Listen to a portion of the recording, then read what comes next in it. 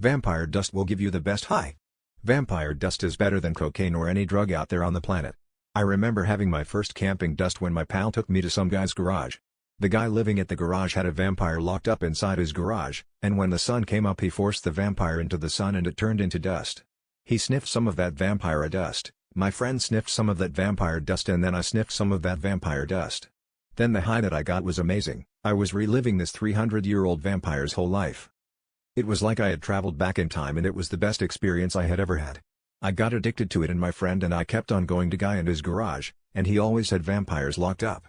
He was good at capturing vampires and he showed us how to capture vampires. We shared sniffing vampire dusts, and wow, it was an incredible experience.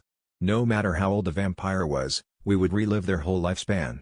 The addiction got pretty bad, and one day the guy in the garage got bitten and he told me and my friend, "You could sniff me." He didn't fight back and he willfully walked into the sun, and as he turned to dust, my friend and I sniffed him and we relived his whole 45 years of life. Then my addiction affected my life, where I even turned my own children and wife into vampires so that I could sniff their dusts.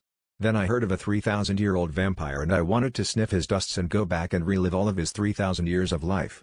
This was an old vampire, and so I knew it would be difficult.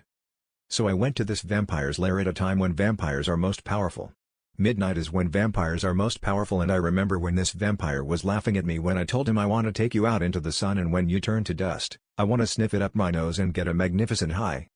This old vampire felt weird even though it was midnight. Then I opened the curtains and there was sunlight. I tricked him into thinking it was nighttime, by putting night wavelengths technology around his place to make him think it was nighttime. Vampires can tell if it's nighttime, as the night has a certain wavelength, which is how they know when to get out of the coffin. The sunlight turned the old 3000 vampire into dust, and I sniffed him and got the best high in the world.